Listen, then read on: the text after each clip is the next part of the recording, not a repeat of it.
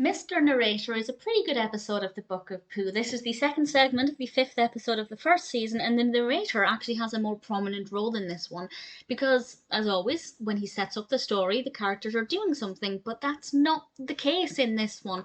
The characters are having a lazy day or they've done what they need to do, so they suggest that Mr. Narrator just tells the story and they will do whatever the narrator says. But the narrator has problems with paying attention because he doesn't explain things properly. For example, Winnie the Pooh is bouncing and Tigger is eating honey, and we see other characters doing things that they don't typically do.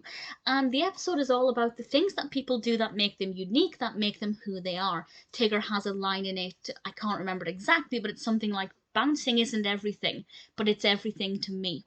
And it's all about celebrating the things that make people unique, that make them, happy, or things that they're very passionate about. And we also have a little bit of excitement within the narrative as Pooh Bear gets stuck in a beehive, which I think was beautifully animated.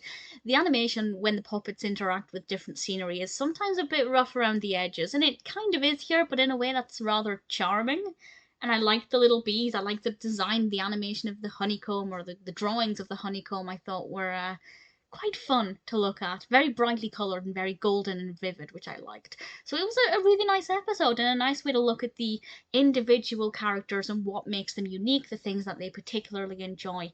Yeah, not a bad episode at all. Some good songs in this, as is often the case, and it was nice to have the narrator taking on a more active role rather than just telling the story. Definitely not a bad episode at all.